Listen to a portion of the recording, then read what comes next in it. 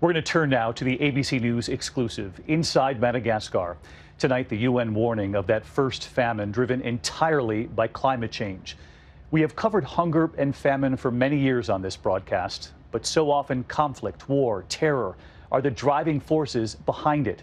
But tonight, the UN says this is climate. More than 1 million people facing hunger and starvation in southern Madagascar. And we boarded a small plane with the World Food Program to get to the south. And what we witnessed when we got there. We are allowed on board one of the only flights into southern Madagascar, a region so remote, few have made it in during this global pandemic, where right now the UN warns of another catastrophe. Through the window, a hint of what we'll witness, the scorched landscape. We land where the World Food Program is waiting for us. The trucks disappearing into the wind-driven sand. 5 years of drought here. And we find the village where we've been told mothers have now brought their children for help.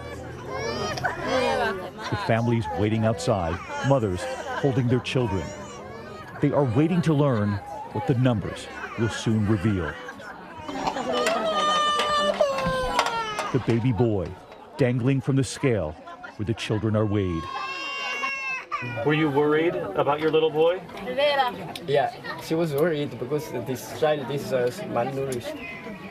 Measuring their arms with small pieces of color-coded tape. That's what the yellow tells you. The yellow tells you that this child is suffering from moderate malnutrition, acute malnutrition. David, this is a new admission. This child is the first time today. Another child in need. They are checking if any edema, and they're going to press 3 seconds on both feet. They are looking for swelling in the tissue, another sign of malnutrition, and they find it. We witness the urgency, the cries, the boy being weighed in a red bucket, the quiet little girl waiting, and the baby, they write her weight on her arm. This little girl, Angelica, who is 4. They wrap the tape around her tiny arm, the small window revealing the red. Yeah, once again, a severely malnourished child. Showing her stomach to the aid workers. She is given fluids for dehydration and an antibiotic, unsure of its taste. In so many of these villages, we're told, there has been no proper rain in years. Rising temperatures and violent sandstorms now define their climate. The land now made up of sand dunes. And at the top of this hill, we see the villagers waiting to tell us what they're living through. What have you seen change over the last couple of years? We've seen everything changed. Our life is getting worse. We see the cracked earth for miles. What are we witnessing right now as far as climate?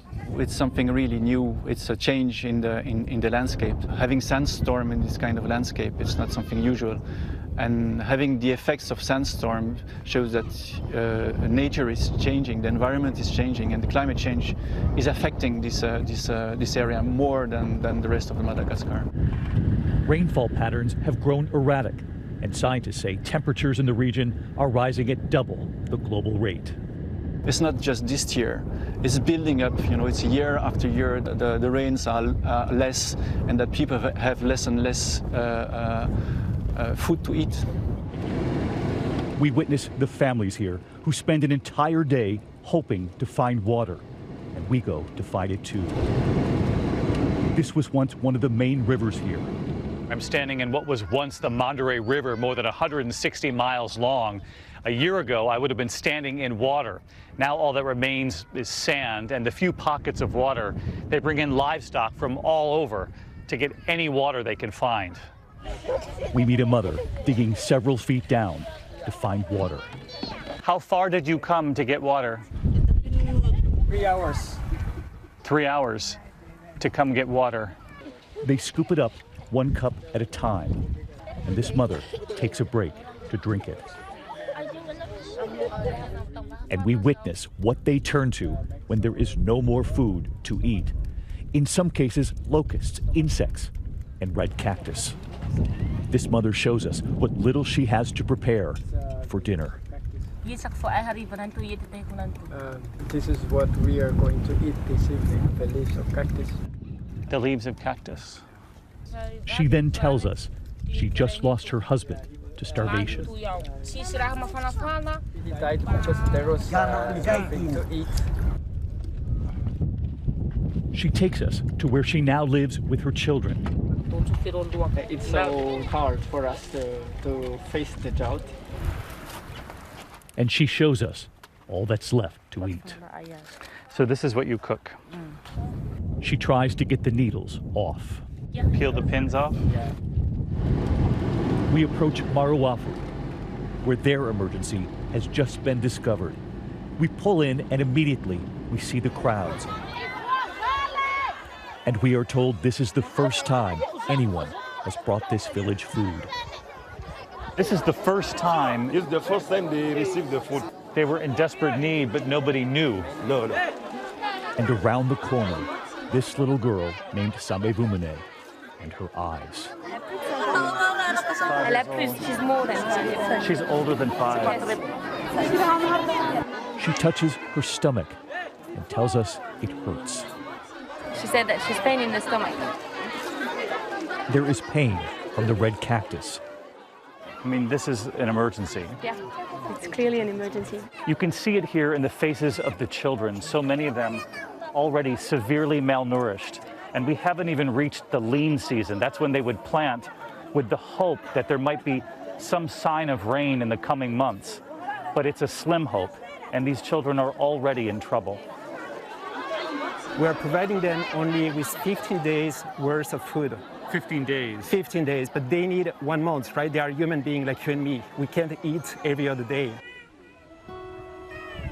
Everywhere we look, we see the strength of the children here, the unexpected smile, the little girl in the blue dress, and the boy we notice quietly capturing the drops of water from a jug in his hand, not letting a drop go to waste.